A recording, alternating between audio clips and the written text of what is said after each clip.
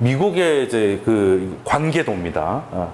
미국의 핵심 혈맹들은 파이브 아이브스라고 해가지고 미국, 영국, 캐나다, 호주, 뉴질랜드. 얘들이 어떻게 된 거냐면 이 지도를 보면 이게 한 바퀴 돌아요. 호주, 뉴질랜드 해가지고 한 바퀴 돌거든요. 그러면서 이제 예전에 소련이나 동유럽 그리고 이제 공산국가들에 대한 정보를 도청하는 장치가 얘네들이 같이 운영을 했단 말이에요. 처음에 영국 주도로. 그때는 영국이 이제 지금보다 목소리가 컸죠. 근데 그때부터 이제 같이 움직이다 보니까 완전 이제 국가가 거의 똑같아요. 시스템이 거의 똑같다고 보시면 돼요. 그 심한 말로 혈맹이 아니라 일런스 쌍둥이입니다. 그 미국의 지금 국가 시스템을 만든 게 해밀턴 시계 아시죠? 미국 거. 그 사람 이름 알렉산더 해밀턴이거든요. 그 사람이 지금 현재 뭐 상하원 뭐 이래 해서 지금 미국의 시스템을 만들 사람인데 이걸 다 그대로 가져갔는데요. 다. 그래서 거의 똑같습니다.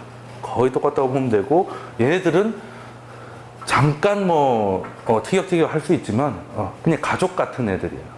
근데 지금 뭐 지지율이 떨어진다, 뭐 미국에 대한 비호감이 높아진다, 뭐 많은 얘기가 있는데 그건 트럼프에 대한 비호감이에요.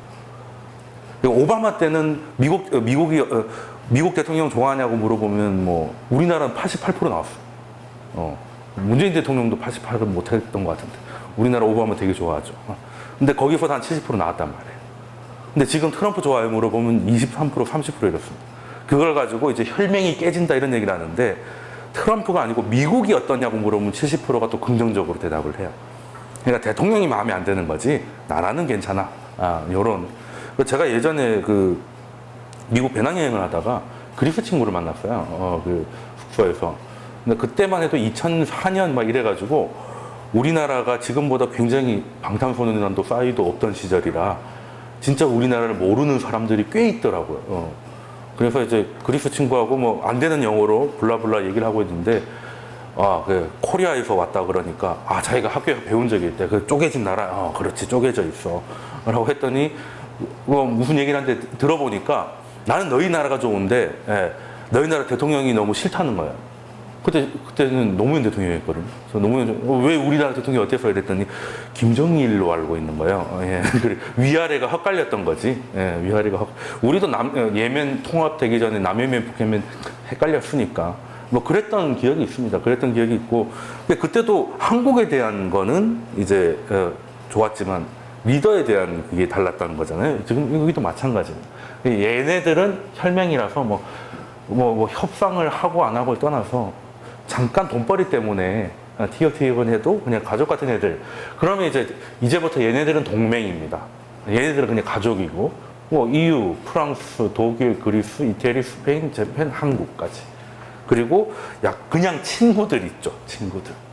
의외로 이스라엘이 여기로 분리되어 있고요. 멕시코, 인디아, 콜롬비아, 칠레, 브라질 정도가 되어 있고 얘네들은 적입니다. 악의 축이죠. 딱 악의 축 대빵 중국. 선도 다 빨간색이잖아요. 그 다음에 제일 싫어하는 나라 중에 하나 요즘 많이 좋아지긴 했습니다만 쿠바 있었고요. 그리고 요즘 풀어줬다가 다시 싸우고 있는 이란. 그리고 요즘 어떻게 될지 모르겠는 제일 핫한 친구 있네요. 북한. 그리고 파키스탄, 러시아, 시리아 이 정도가 있습니다. 이게 전통적인 건데 그래서 미국은 얘네들 제끼고 우리들끼리 똘똘 뭉쳐가지고 중국을 압박하고 있는데 그럼 중국은 바보입니까? 중국도 이제 자기 세력을 만들어야 되잖아요. 그러려면 중국 입장에서 어디를 공략하면 좀 좋을까? 어디 가서 좀 친한 척을 하면 잘 받아줄까? 미국 백인들 별로 안 좋아하고 아프리카가 있죠. 아프리카. 중국이 제일 걱정이 뭡니까? 원자재잖아요. 근데 아프리카에는 원자재 많은데 그거를 캐기도 힘들고 갖고 올 인프라가 없잖아.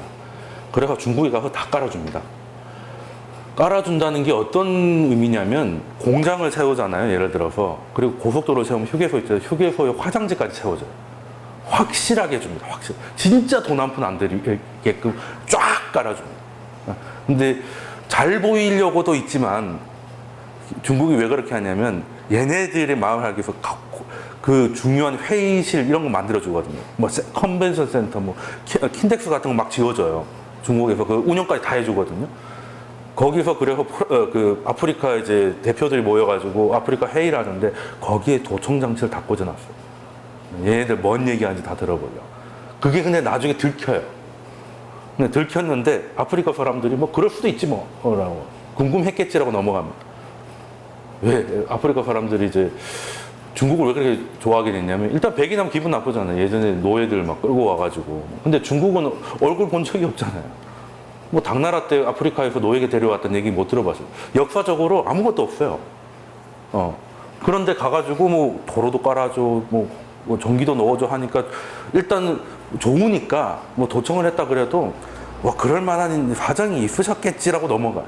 아무도 항의를 안 합니다. 그리고 그 호감도가 어느 정도냐면 이번에 중국이 아프리카 이제 나라들이 모여가지고 우리 한번 좋은 데 가서 식사 한번 합시다 이거 모이기로 했거든요. 근데 지금 아프리카의 나라가 총 54개국이 있어요. 54개국이 있는데 지금 중국하고 수교한 나라가 53개국입니다. 한 나라는 그 어떤 나라 그 예전에 그 스와칠랜드 이름 바뀌었는데 FT1이라고 해가지고 아직 대만하고 수교 관계라서 또 대만하고 친하면 절대 중국은 안 놀아주잖아요. 예. 그래서 그 한 나라만 빼고 초청장을 다 보냈는데 전원 참석합니다. 유엔 총회에서도 전원 참석하기 힘들거든요. 그러니까 다 와가지고 그리고 그런 걸 한다고 하니까 대만하고 수교를 하고 있던 나라가 대만하고 절교를 선언하고 갑자기 그 중국 손을 잡아요. 얼마 전에 올해 5월 달에 저기 좀 조그만한 부르키나파소라고 저 서부 남쪽에 조그만한 나라인데 여기도 그냥 대만은 그냥 제끼고 지금 왕이 부장하고 지금 서명하고 왜겠습니까? 대만하고 있어봐야 아무것도 안 하는데 중국하고 친하니까 와서 도로도 깔아주고 다 해준단 말이에요. 그러면 뭐 대만한테 미안하긴 하지만 그냥 다 갈아타야 될 거 아니겠습니까? 뭐 돈 앞에 장사 없다고.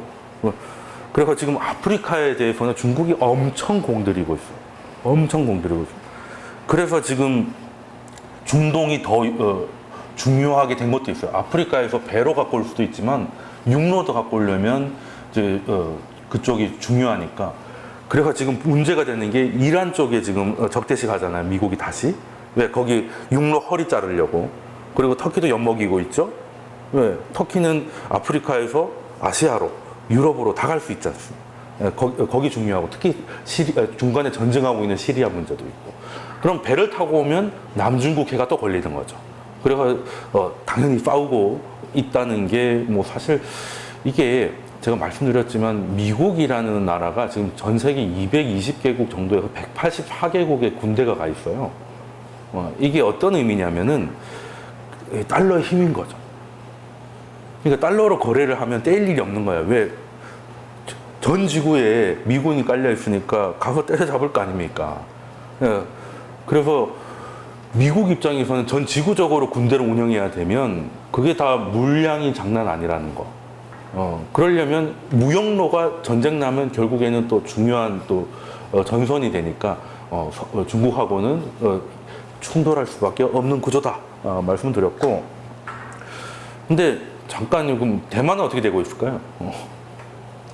그럼 중국하고 대만은 동시에 만날 수는 없어. 그럼 이제 우리도 예전에 갈아탔지 않습니까?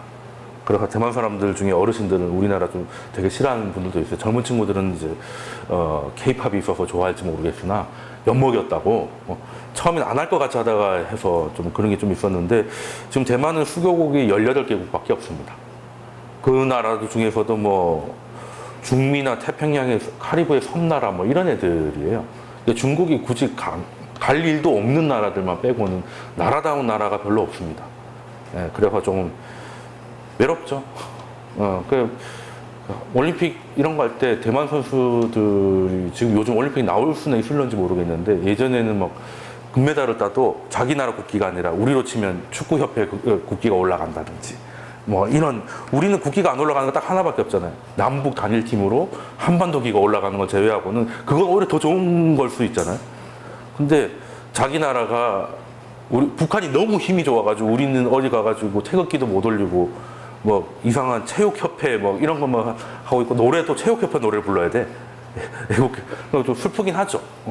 대만도 어쩌다가 갈라졌는데 저쪽이 너무 커져가지고 좀 서름이 좀 당하고 있구나. 뭐 이런 외교만 봐도 이 점점 줄어들 것 같아요. 점점 줄어들 것 같고. 어쨌든 중국도 나름대로 바보는 아닙니다. 중국이 봤을 때 정치를 놓고 보면 독재긴 하지만 공산당 독재지만 한중일 중에 제일 잘하는 것 같아요. 일본이 제일 못하는 것 같고 일본은 정치가 저 수준인데 경제가 저 정도라는 게 정말 대단하지 않나 하는 생각이 좀 들고 저렇게 잘 사는데도 저렇게 어디 가서 얘기를 못하는 것도 능력인가 싶기도 하고요. 근데 이제 우리는 일본보다는 좀 약한데 그래도 일본하고 비슷하게 삽질을 하니까 결과적으로 우리가 좀 낫지 않나. 돈 있는데 못하는 것보다 돈 없고 못하는 게 차라리 나을 수 있겠는가? 뭐 이런 생각을 할 수 있고 중국은 지금 상대가 미국이라서 그렇지 어디 가서 지금 중국이 눈치 볼 데가 어디 있겠습니까? 그냥 마음대로 하는 거죠. 하는데 미국이 그 꼴을 못 보니까 이렇게 시작이 된 건데 그래서 지금 뭐 무역 전쟁 뭐 이렇게 하면 뭐 얘기 나오는 게 지금 500억 달러는 이제 하기로 됐죠. 그리고 2천억 달러에 대해서 이제 25%까지 올릴 수 있고 이 품목에 대해서 지금 고민하고 있습니다. 고민하고 있고요. 중국도 뭐 2천억 달러는 안 되지만 조금 더 추가를 해서 맞받아치려고 준비를 하고 있는데 저는 이걸 두 가지로 봐야 된다고 봐요. 500억 달러는 장기 전용입니다. 그러니까 미국이 500억 달러, 2천억 달러가 더 큰데, 당연히 큰데요. 2천억 달러에 대해서 관세를 계속 부과하면 미국한테도 손해예요. 그러니까 얘는 협상을 하기 위해서 꺼낸 압박용 카드라고 보는 거죠. 그래서 얘는 좀 단기전. 왜? 자기도 피해가 되니까. 그런데 중국한테는 영향이 크지만 미국한테는 크게 영향이 없는 것들만 따로 추려서 500억 달러를 만들어 놓고 요거는 좀 길게 가져갈 생각일 것 같다는 거예요. 이제 이거는 말 그대로 패권 대결용으로 장기전으로 본다는 거죠. 2천억 달러에 대해서는 좀 단기전으로 보고, 그래서 저는 선거 이후에, 11월 중간 선거 이후에, 500억 달러에 대해서도 이거는 이제 진짜 패권 전쟁으로 가지 않을까. 근데 패권 전쟁은 느리게, 왜? 시간이 정해지지 않았거든요. 그러니까 11월에 선거에 내가 이겨야 돼 이런 건 아니기 때문에 지금보다 조금 약한데 길게 갈 것 같다. 그런 생각을 좀 하고 있어서 오늘은 무역 전쟁이 이제 11월 선거 이후에 시즌2는 어떻게 될까? 요 얘기가 이제 핵심으로 말씀드리고 무역 전쟁 이야기 정말 많이 드렸는데 그래도 이제 뭐 추가되는 생각이 있으면 말씀드리는 게 좋을 것 같아서 이 트럼프가 지금 이제 주도를 하고 있잖아요. 하고 있는데 그리고 이게 어느 날 갑자기 얘기한 것도 아닙니다. 트럼프는 이거 선거 공약이었어요. 그리고 자기가 대통령이 되면 꼭 하고 싶은 것들 둘 중에 하나가 중국 관련 이야기였습니다. 중국 관련. 하나가 북한이었어요. 자, 그러면 트럼프도 뭔가 생각이 있고 뭔지 모르겠지만 전략이 있지 않겠냐. 그러면 이제 참고를 하지 않았을까. 하면 보통 이럴 때 이제 과거 사례를 뒤져보면 이제 많은 힌트를 얻을 수가 있거든요. 그러면 어떤 걸까라고 보면 사실 멀리 갈 필요도 없습니다. 미국이 이제 패권 전쟁을 할 때 중국이 지금 떠서 그렇지 미국이 경쟁하던 나라가 있었잖아요. 지금은 사라졌지만 이름이 바뀌었죠. 예전에 우리 냉전 시대에 있었잖아요. 소련이 있었지 않습니까? 그리고 심지어 초반에는 소련이 더 잘 나갔어요. 우리도 74년 이전에는 북한 GDP가 더 좋았죠. 그 이후에 지금 이렇게 될 줄은 북한도 몰랐고 우리도 몰랐을 거야. 초반에는 60년대 때는 사실 북한이 더 좋은 모습을 보였죠. 우리는 체력 대tum하고 저기는 뭔가 되는 것 같은 느낌이 있었는데 아무튼 뭐 그때는 너무 옛날 얘기니까. 자, 그러면 그때는 어떻게 소련을 제꼈느냐 그 방법대로. 왜냐하면 그때 참모들이 아직 공화당이나 이런 데 남아 있어가지고 그렇게 할 가능성이 높은데 트럼프는 아예 힌트를 줬습니다. 자, 80년대 레이건 대통령이죠. 레이건 대통령인데 뭐 미국 정치 역사를 좀 아시는 분들은 아시겠지만 트럼프의 전략이라는 게 트럼프가 막 트위터를 하고 뭐 막말을 하고 이런 트럼프의 개인적인 성향을 제외하고는 레이건 정부하고 똑같은 전략을 하고 있어요. 그 결정적인 증거가 뭐냐면 트럼프의 선거 구호 뭡니까? 미국을 다시 위대하게 Make America Great Again이잖아요. 근데 이게 80년대 레이건 대통령 때 구하고 레츠만 빼면 똑같습니다. 예, 똑같죠. 이게 레이건 선거할 때 쓰던 배지인데요. 요 레츠만 빼면, 이 레츠는 뭐 같은 말이니까 결국 똑같은 거라는 겁니다. 근데 레이건이 말했던 위대한 미국은 뭘까? 물론 뭐 이번에 존 맥케인이 사망을 하니까, 원래 미국에서 그 정도 되면 다 하다못해 민주당에서 열심히 싸웠던 양반도 뭐 그를 사랑했다라고 뭐 하는데 죽은 마당에 무슨 욕을 해요. 우리도 YS하고 DJ하고 마지막에 화해하고 했지 않습니까? 근데 이제 트럼프가 또 거기다가 한마디를 하죠. 그는 영웅이 아니었다. 뭐 왜 그렇게 하는지 참, 그 양반 보면 뭔가 속에 꼬한 게 있으면 무조건 토해야 돼. 그래서 정신 건강은 정말 좋을 겁니다. 속이다 이런 거 들어보세요. 뭐 원래 리더라는 게 얼마나 외로운 일입니까, 그죠? 속에 있는 말 함부로 하면 안 되고 이런 건데, 트럼프처럼 세상 속편하게 통치하는 사람이 있을까요? 참모들 없이 그 화장실에 앉아가지고 팍스 TV보다 열받으면 트위터 날리고 이러면 되잖아. 그럼 그 트위터를 보고 참모들이 온단 말이에요. 그게 뭐냐 이거지. 참 되게 편하게 사시는데, 뭐 그런 것만 제외하고는, 그런 사람은 하늘이 내린 사람이에요. 시켜도 못해. 시켜도 못합니다. 그걸 제외하고 레이건하고 너무 똑같다는 거예요. 그리고 미국에 대한 역사 아시는 분은 이 얘기 나오면, 트럼프가 만약에 집권하면, 당선되기 전까지도 힐러리가 될 줄 알았긴 했지만, 만약에 당선되면 저렇게 갈 거라는 생각은 뭐 여기 힌트가 나와 있잖아요. 구호가 똑같은데. 그죠? 자, 그러면 여기서 보시면 이제 트럼프는 레이건은 성공한 것 같죠? 일단 패권 전쟁이 완전하게 성공했죠. 이기는 정도가 아니라 없애버렸잖아요. 소련 무너졌지 않습니까? 그리고 그 이후로 공산주의가 없어졌습니다. 지금 공산주의 국가라고 하면 어디라고 해야 됩니까? 공산주의 색을 가지고 있는 나라들도 다 한결같이 다 망하고 있죠. 남미 이런 데 보십시오. 뭐 사회주의 뭐 이런 거를 들어간 나라들 치고 정상인 나라가 없습니다. 북한은 공산주의도 아니죠. 그냥 독특한 왕조 같은 국가. 공산주의는 세습 안 해요. 스탈린 아들내미가 뭐 이어받고 이런 거 아니지 않습니까? 그런 북한은 굉장히 역사적으로 드문 나라고, 중국은 뭐라고 해야 될지 좀 애매하죠. 중국 공산주의긴 한데 정치만. 근데 시장은 자본주의 나라, 우리보다 더 자본주의예요. 말씀드렸잖아요. 동네마다 택시 요금 기본 요금 다른 건 기본이고, 택시에서 에어컨 켜도 기본 요금 올라갑니다. 우리는 뭐 그런 걸 가지고라고 하지만 그게 자본주의 맞잖아요. 그러니까 버스가 똑같은 710번 버스가 2대 있어요. 에어컨이 있는 거 없는 거 가격 차이 있습니다. 그러니까 돈 있는 사람들은 100원 더 내고 에어컨 있는 거 타고 가고, 그거라도 아끼려면 그냥 가라. 또 중국은 때마다 놀랍습니다. 이렇게 자본주의가 뿌리 내린 나라에서 공산주의라니.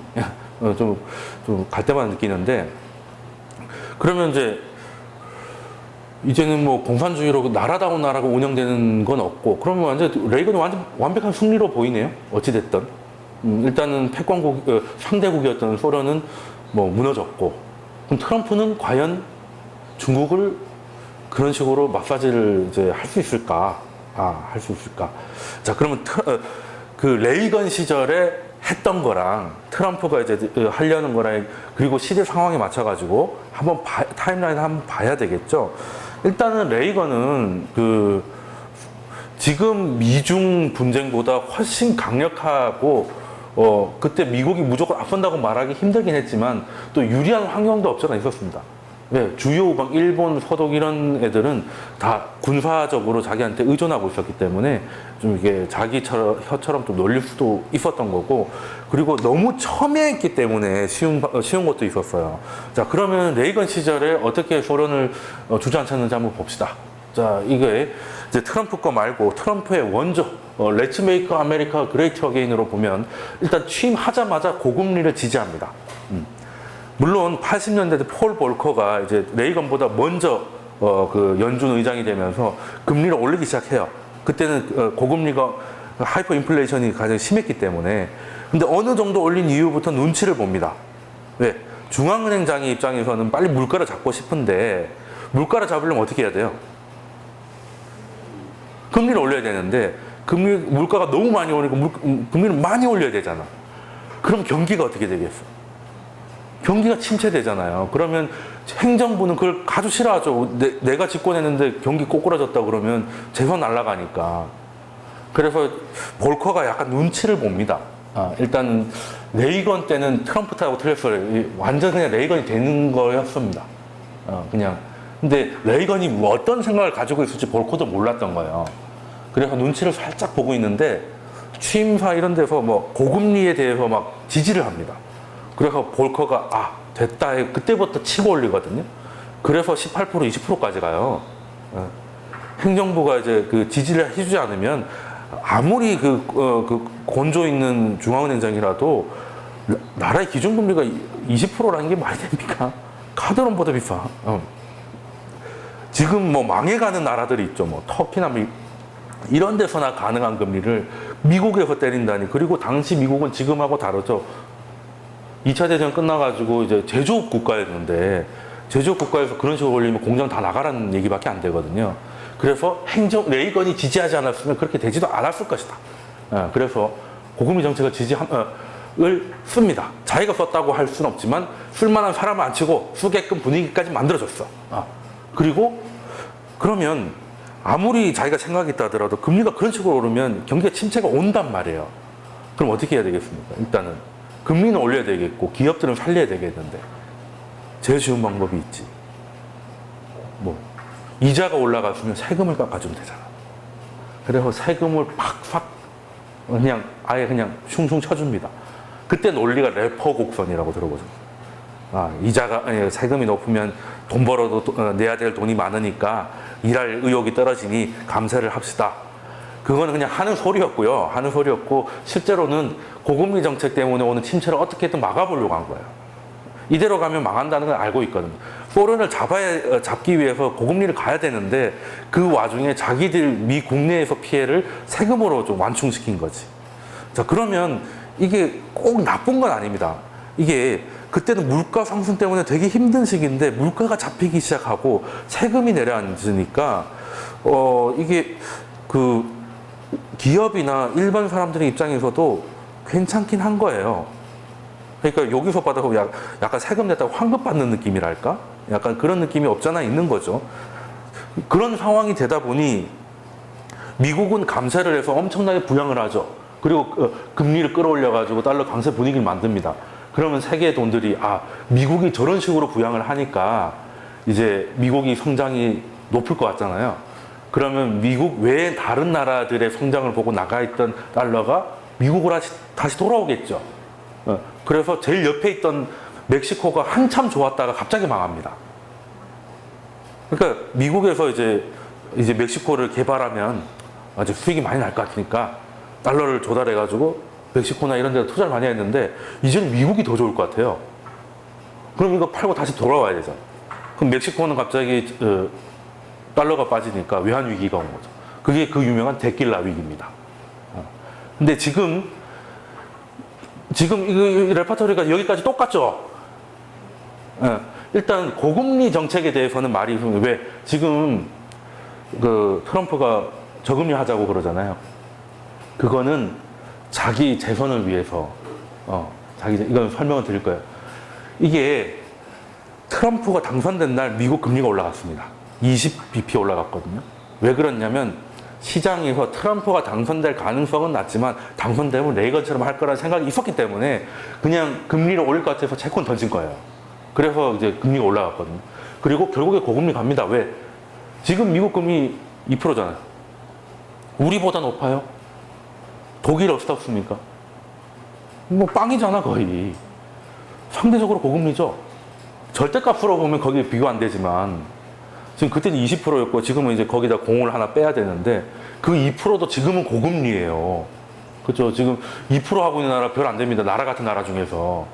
그렇잖아요. 하다못해 우리도 2%가 안 돼. 그렇죠? 아니면 2% 넘어간 애들은 20%, 60% 이래요. 마탱이 간 애들. 뭐 파키스탄 뭐 이런 애들 있죠. 아르헨티나, 터키 이런 애들. 그래서 지금 어떻습니까? 트럼프가 되고 나서 달러가 103까지 올라가죠. 달러 인덱스가. 왜? 레이건처럼 감세 때리고 인프라에 돈 쏟으면 미국 외에 신흥국보다 미국이 더 잘 나갈 것 같으니까 돈들이 미국으로 쓸려 들어가는 거예요. 그래서 신흥국이 지금 요즘 어때요? 신흥국 위기다. 터키, 아르헨티나 다 들어보셨죠? 똑같죠, 지금까지. 지금 똑같습니다. 대칭 인원이라면 현재 여기까지 온 거예요. 여기까지 와 있습니다. 그럼 이제 앞으로가 궁금하죠. 앞으로가. 근데 레이건도 감세를 해줬는데 이게 세금 환급이라는 게 세금을 많이 낸 부자들이 좋은 거지 낼 것도 없는 사람들은 환급 받을 것도 없잖아요. 그런데 금리 높아졌어. 아, 힘들어. 그래서 효과가 좀 있었다가 다시 경기가 꼬꾸라지기 시작해요. 그리고 처음에는 뭐 20%였다가 10%를 깎아주면 올래 하지만 10%에 또 금방 또 익숙해지죠, 사람은. 사람은 간사해서. 그래서 경기가 다시 꼬꾸라지니까 이때는 어떻게 하냐면 이제 소련하고 그때 스타워즈 시절이잖아. 이제 핵전쟁이 일어나니 많이 막 그 시절이잖아요. 그래서 FDI라고 해가지고 원래는 어쨌습니까? 소련을 중심으로 해서 뭐 바르샤바 동맹이 있고 나토가 있고 블라블라가 있었는데 이거를 전방위로 방어하겠다. 그 전방위가 뭐냐면 우주를 포함하는 거예요. 스타워즈 시대가 열리는 거지. 자, 그러면 탱크 하나를 굴리는 게 쉬울까요? 거기 우주선 하나 쏘는 게 돈이 많이 들어가요. 당연히 엄청나게 돈이 들어가겠죠. 그래서 미국이 갑자기 군비 지출로 군사비로 재정을 쓰는 거예요. 그러니까 우리가 재정 정책 푼다면 다 도로 깔고 그런 것만 생각하시는데 나라가 돈 쓰면 다 재정이에요. 나라 돈으로 하면 다 나라 돈이 재정이니까 그래서 우주로 이렇게 했더니 예산 단위가 달라졌던 거지. 이해되죠? 그럼 소련 입장에서는 아니 서부 유럽하고 사이에 뭐 이렇게 뭐 폴란드나 이렇게 나름 이게 장막을 쳐놨는데 이것들이 이제 우주에서 날아오겠다고 하니까 소련도 해야 되잖아요. 사실 우주는 소련이 먼저 한 거잖아요. 먼저 쏘아보내고 했잖아요. 그럼 안 할 수가 없죠. 그래서 막 합니다. 치킨 게임 하는 거죠. 쪼는 놈이 뒤지는 거예요. 이제 막 돈을 막 쓰기 시작하는 거야. 그러면 이제 돈 받는 사람이 이기는 거지. 당연히 미국이 낫겠죠. 그래서 고르바초프가 돼가지고 85년 때 미국한테 사인을 보냅니다. 우리 이러지 말고 좀 줄이는 게 어때요? 너희들도 힘들 것 같은데 난 죽을 것 같거든? 이렇게 된 거예요. 그 얘기가 딱 나오자마자 미국도 부담이었을 거 아닙니까? 근데 소련이 이제 백기투항했잖아. 바로 플라자 합의로 들어갑니다. 이제 미국이 돈을 엄청 퍼부었으니까 달러 약세를 만들어서 우리도 다시 돈을 모아야 되겠다 이거 아니겠어. 근데 그래서 플라자 합의가 같이 85년 그때 진행이 됩니다. 그리고 완전한 군축은 몇 년 이후에 워싱턴에서 합의가 일어나는데 일단 소련에서 먼저 제의를 했으니 기세를 잡은 거죠. 협상 테이블로 나온 거지. 그래서 플라자 합의 같은 경우는 뭔가 목적이 있어서기보다는 플라자 합의 자체가 목적이 아니라 소련을 잡기 위해서 미국도 많은 피를 흘렸단 말이에요. 그걸 수혈하기 위해서 주변 놈들한테 피를 좀 빤 거죠. 근데 너무 간단했던 게 플라자 합의 너무 쉽게 나왔던 게 당시 일본 서독 같은 경우는 냉전 시대에 미국이 기속이 돼 있었잖아요. 게다가 걔네들은 전범 국가였잖아. 그래서 군사력을 함부로 못 키워서 미국 군사력에 의지하고 있으니까 그냥 아니면 주일미군 철수한다 이러면 할 말이 없잖아. 우리도 약간 주한미군 철수한다면 우리가 벌써 난리가 나잖아요. 그냥 그렇다 보니 그냥 하란 대로 한 거죠. 그래서 그간 이제 빚냈던 거를 이제 미국이 이제 물가도 잡았죠. 물가 잡았죠. 소련 항복했지. 그리고 플라자 합의 통해 가지고 달러가 이제 약세로 돌아가니까 그때는 지금보다 수출 비중이 더 높았거든요. 그렇게 되면 이제 그때부터 미국의 80년대 부흥이 일어나는 겁니다. 부흥이 일어나는 거고, 그리고 89년도에 베를린 장벽 붕괴되고요. 그게 여파로 이어지면서 91년도에 소련 연방이 붕괴되죠. 붕괴되고, 그리고 미국이 지구를 정복합니다. 이제 미국 외가 있지. 미국 대 소련 이게 아니라 그때부터 헐리우드 영화 보면 이제 외계인들이 많이 나오죠. 네. 예전에는 소련하고 많이 싸우더니. 네. 왜? 지구에는 미국을 위협할 존재가 없으니까 그런 존재를 만들어야 됩니다. 외계에서. 그래서 화성 침공 이런 게 나오는 거예요. 그래서 외계인들이 지구를 쳐들어오면 꼭 미국이 구하죠. 그게 미국 마음인데, 미국이 이제 지구를 정복했는데, 그 사이에 중국이 까붐으로 해서 이게 다시 시작돼가지고 여기까지 와 있다는 겁니다. 근데 역사라는 게 정말 똑같이 될까? 정말 똑같이 될까? 저는 반복은 되는데 패턴이 있는데 세부적인 건 다를 수밖에 없죠. 그때 이제 중국은 또 소련하고 조금 다릅니다. 체제 경쟁이 아니라 조금 애매한 부분이 있어가지고. 근데 자 여기로 보면 여기까지 와 있다고 말씀드렸죠. 다음 액션은 뭡니까? 네, 군비 증강이죠. 네, 중국 곡간 털기. 네, 트럼프도 당연히 2020년까지 우주군을 창설한대. 우주군. US 내비가 US 스페이스 포스가 나오는 겁니다. 진짜 이제 인디펜던스 데이가 되는 거지. 왜 하겠어요? 51구역에서 지금 외계인이 침공하는 거를 알아내가지고 지금 지구로 구하려고 미리 움직이는 걸까요? 아니죠. 결국에는 이제 중국, 야, 우리가 우주를 장악할 테니 싫으면 너도 돈을 들여가지고 하지 그래? 이거죠. 그리고 트럼프는 장사꾼이잖아요. 어차피 내가 돈을 들여가지고 중국도 돈을 쓰게 만들 건데 기왕이면 남의 돈으로 하면 더 좋잖아. 손 안 대고 코 풀기. 그래서 우리한테도 뭐라 그래요? 한국같이 돈 많이 버는 나라가 왜 방위금 그것밖에 안 내냐고 계속 그러잖아요. 자꾸 돈 얘기하잖아요. 지금 이번에 또 한미 연합훈련 다시 한이 많이 할 때 요즘 약간 교착 상태에 있어가지고 오늘 만났다 그래요. 특사가 김정은 만났다 그러는데 내일 발표가 나오겠죠. 근데 일단은 예전보다는 조금 이제 뭔가 좀 느려지는 느낌은 사실 좀 있습니다. 그죠? 4.27 때는 뭐 이대로 통일되는 줄 알았어, 그냥. 그죠? 그냥 이대로 뭐 빨리 예매를 해야 열차를 탈 수 있는 거 아닐까? 뭐 이 생각도 했는데 약간 지지부진하긴 했지만 어쨌든 지금 그 트럼프한테 또 물어봤죠. 매티스가 이거 훈련을 언제까지 연기할지는 모르겠다라고 하니까 뭐라고 합니까? 트럼프가 뭐라고 해요? 그 비싼 훈련 지금 당장 할 필요는 없다. 끝까지 돈입니다. 끝까지 돈. 그러니까 왜냐하면 돈으로 하는 게 트럼프한테는 좋아요. 다시 시작했을 때 이 비싼 걸 너희들 때문에 하는 거니까 돈 좀 내지 그래? 이 말 하기도 좋고요. 중단을 계속 할 것 같으면 왜 북한한테 뭐 캥기는 거 있냐? 왜 북한 하라는 대로 다 해야 아니 돈 들이고 뭐하러 그 짓을 해? 그냥 이런 식으로 나가면 되잖아. 이래도 좋고 저래도 좋은 겁니다. 그래서 돈 얘기를 계속 하는 거예요. 우리만한테도 그렇게 하고 지금 나토가 있지 않습니까? 나토한테도 뭐라고 했어요? 나 그냥 나토 탈퇴할래. 이거는 자기가 만들어 놓고 자기가 나간다는 얘기예요. 그럼 어떻게 하겠습니까? 그냥 나토가 그래 1,000억 달러 내놓을게 된 거잖아요. 그럼 그 1,000억 달러 가지고 우주군 이런 거를 우주 동맹군을 만들겠지. 우주 나토. 그럼 중국은 또 그만큼 또 돈을 써야 되잖아. 그러니까 자기 돈도 쓰고 남의 돈도 끌어다가 쓰고 계속 전방위 압박이에요. 말 그대로 FDI가 전방위거든요. 전방위 압박을 하는 겁니다. 근데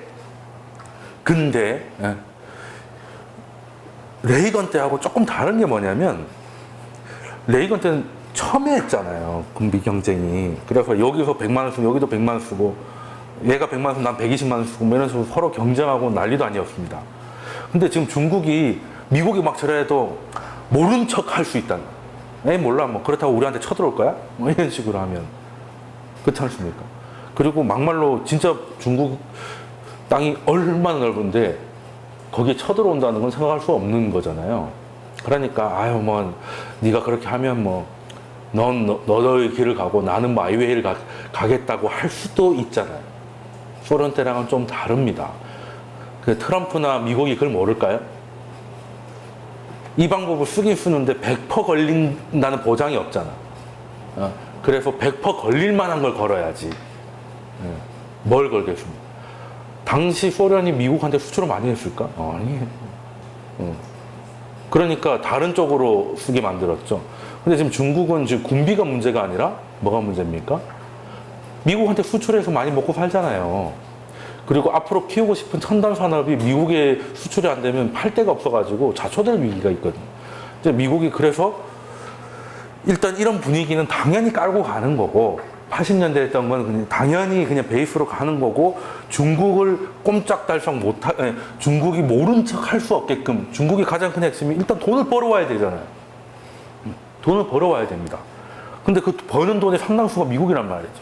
그래서 그냥 야 여기서 장사 그만해 라고 하면 중국이 가만히 있을 수 엉덩이가 들썩들썩 한다는 거죠. 그래서 이제 무역을 꺼낸 게 예전에는 스타워즈였죠. 스타워즈. 소련 깨 있는 데는 스타워즈였고, 그리고 달러 강세 분위기를 만들어서 유가를 박살내버렸죠. 그러니까 돈 쓸 일은 더 늘리고 돈 되는 일은 끊어버리니까 소련도 넘어간 거잖아요. 자, 중국 보세요. 돈 쓸 일은 자꾸 이제 자극을 하죠. 자극합니다. 그러니까 뭐 중동에다가 뭐 이렇게 하니까 아프리카에 돈 뭐 이것저것 깔아야 되고 돈 많이 들죠. 네. 그러고 얘네들은 소련하고 다르게 먹고 살아야 되잖아요. 소련은 간단했습니다. 기름 팔았으니까. 오히려 간단해지 기름값 죽이면 되는 건데. 근데 얘는 이제 수출 대마왕이니까, 수입 대마왕이 이제 길을 막는 거죠. 그러면, 왜 이래, 진짜. 이렇게 될 수밖에 없는 거죠. 모른 척 할 수가 없다는 거. 여기 보시면, 미국의 무역 적자입니다. 이게 중국이에요. 다른 거 다 합친 것보다 많죠. 역으로 얘기하면 중국은 미국한테서 굉장한 돈을 벌고 있다. 그래서 저 시장이 닫히면 중국으로서 되게 아프다는 거죠. 그리고 급속 아픈 거예요. 뭐 그냥 다른 일반 수출품이 아니라 육성하고 싶은 산업의 수출품이다 보니까 이게 치명타가 될 수가 있고. 자, 그러면 이 상황에서 시간을 계속 끕니다. 혹시 주시면 잠깐 꺼드릴까요? 네, 잠깐 껐다가. 이게 좀 시끄러워가지고. 소리가 이게 생각보다 큰데. 그러면 지금 레이건도 어떻게 했냐면 금리를 올리고 재정 정책을 열심히 뿌리면 어떤 분위기가 만들어지겠어요? 미국이 그냥 지금 한 2%에서 3% 정도 성장을 하는 데서 갑자기 재정을 엄청 투입해가지고 경기를 부양해. 그러면 다른 나라들보다 미국이 훨씬 성장할 것 같아요.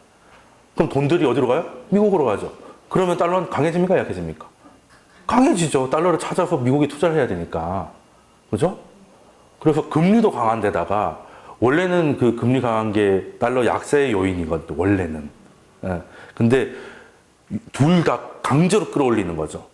그러면 고금리의 달러 강세가 되면 중국이 버틸 수가 없습니다.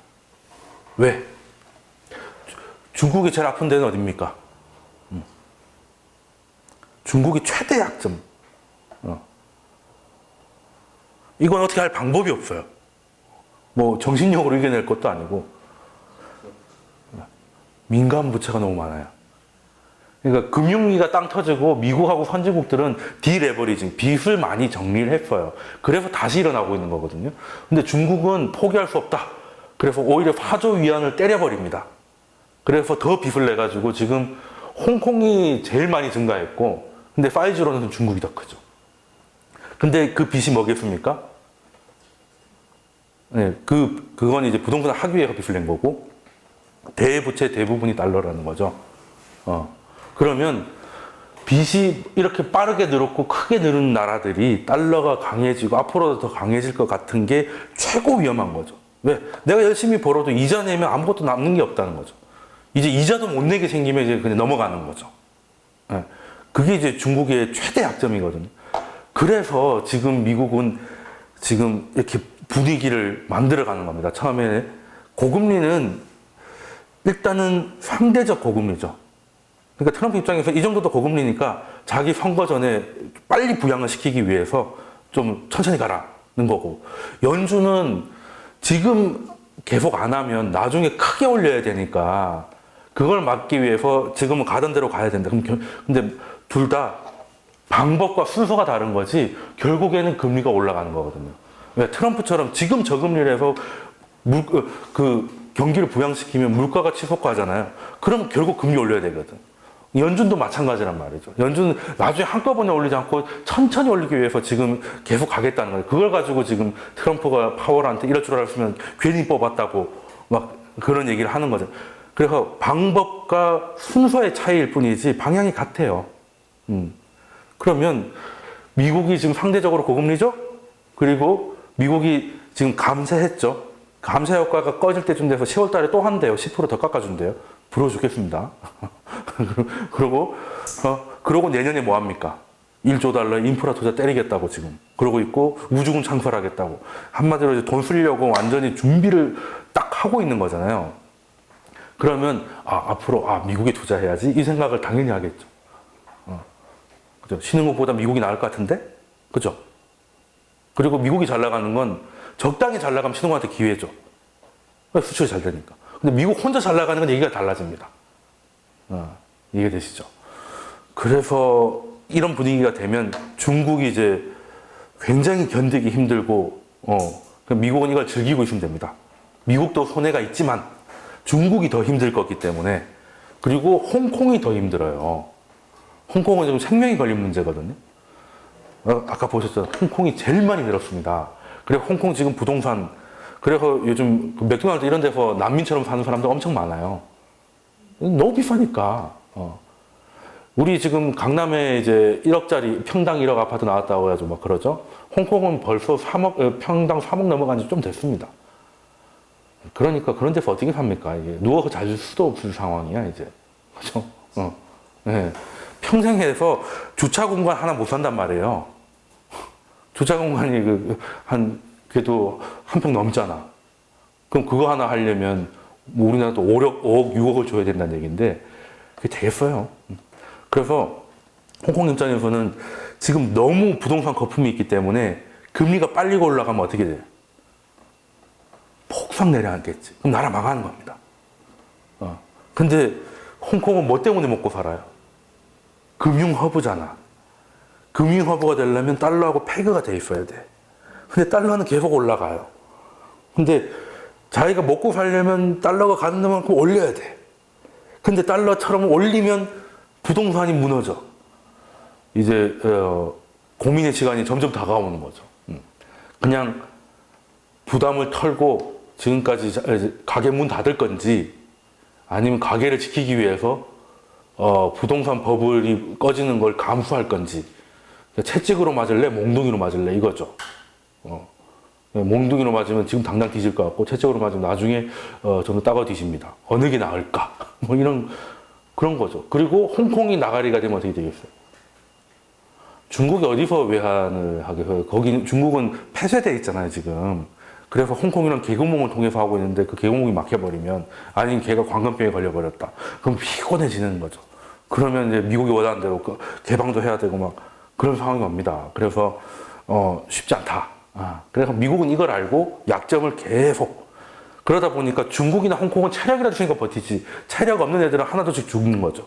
터키, 파키스탄 뭐 이런 애들 있죠. 힘없는 애들, 아르헨티나 뭐 이런 애들. 그나마 우리나라는 괜찮은 게 우리나라는 일단 트럼프가 우리나라는 싫어하지 않습니다. 문 대통령이 워낙 이게 잘 해줘가지고 FTA도 사실 이제부터 미국이 유리해지는 건데도 어이없게 해달라고 하니까 다 해주고 또 그거 다 뭐 노벨 평화상도 뭐 받아야 된다 옆에서 해주고 막 열심히 했더니 다 해줬잖아요. 그래서 이제 한국은 그래서 이제 쿼터도 빼줬지 않습니까? 그나마 잘 비볐기 때문에 찍히진 않았다. 뭐 특혜를 주는 건 아닌데 찍히진 않은 데다가 그리고 우리나라는 터키하고 아르헨티나 다르게 돈을 계속 벌어요. 내수가 안 좋은 거지 수출은 계속 됩니다. 지금 수출 증가가 지금 무역 흑자가 지금 79개월째 연속이거든요. 그러니까 우리는 뭐 죽는다 그래도 적자를 본 적이 없는 나라예요. 8월달 수출도 또 증가세거든요. 그러니까 문제는 수출만 되고 다른 게 안 돼서 조금 걱정이 많은 거지. 그래서 경상수지 흑자 국가는 일단 외환 위기가 별로 안 옵니다. 외환 보유고도 4천억 달러 가까이 있는 데다가 그걸 더 늘릴 수 있어요. 그러니까 이 양반이 참 손이 커가지고 엄청 돈을 헤프겠어. 근데 연봉이 8억이야. 그럼 괜찮은 거잖아. 쓰다가 못 쓴 게 3억이고 이러면 되는 거야. 그래서 우리나라는 그래도 좀 괜찮다. 근데 그러면 왜 우리나라가 이렇게 많이 빠졌냐? 미국하고 중국하고 싸우는데 우리나라 수출의 3분의 1이 그쪽 나라거든요. 그리고 이건 조금 이따 설명드릴 건데 3만 달러 찍을 때부터 도전이 시작됩니다. 3만 달러 때부터. 이게 뭐 토익도 그렇고요. 볼링도 그렇고 골프도 그렇고 막 하다 보면 어느 정도 늘다가 딱 걸릴 때 있죠. 거기서 그냥 안 느니까 재미없어 그만두는 친구들도 많고 이렇게 딱 계단식이거든요. 요때 챌린지가 있는 거예요. 이걸 성공한 나라가 있고 꺼진 나라가 있는데 꺼진 나라 대표적으로 아르헨티나. 이 정도가 될 건데. 자, 그러면 일단 지금 미국은 지구의 분위기를 중국하고 이머징한테 힘든 분위기로 만들어가지고 중국을 자기 혀처럼 놀리고 싶어 합니다. 그래서 중국도 이거를 자기가 거스를 수 없기 때문에 어떻게든 아름다운 항복을 해가지고 챙길 거 챙기고 줘야 되는데, 근데 이 분위기가 계속되려면 미국 경제가 계속 좋아야 돼요. 미국 경제가 나빠지면 금리를 인하해야 되겠지. 그러면 갑자기 우리한테 숨통이 튀는 거죠. 중국한테. 그러니까 미국 입장에서는 지금 경기를 어떻게든 계속 좋게 만들어야 되고, 그리고 좋게 만들고 싶다고 만들어지는 건 아니지만 트럼프나 판단했을 때 지금 미국 경기 정도면 이 정도 싸움을 할 만한 컨디션이라고 보는 거예요. 컨디션이 지금 최고조니까 싸우려면 지금 싸워야 된다. 근데 이 컨디션이 언제까지 갔냐? 중국이 견디는 것보다 더 빨리 꺼져버리면 스텝이 꼬이는 거잖아요. 그러니까 저도 그건 바라잖아요. 그냥 중국이 항복하고 하면 이제 소련이 항복하니까 몇 달 만에 바로 플라자 합의 나와가지고 다 풀어버렸잖아요. 저도 그걸 바라는 거예요. 중국이 지지를 완전히 보내면 뭐 뉴스에 안 나온다 하더라도 그럼 이제 미국도 빨리 정리할 거 정리하고 이렇게 되면 우리한테는 이제 굉장한 또 기회가 되거든요. 그리고 협상 내용에 따라서 완전 망하는 업종이 있을 거고 완전 뜨는 업종이 있을 거 아니에요. 그때 빨리빨리 움직이면 됩니다. 근데 어떻게 될지 몰라서 지금 머리가 아픈 거지.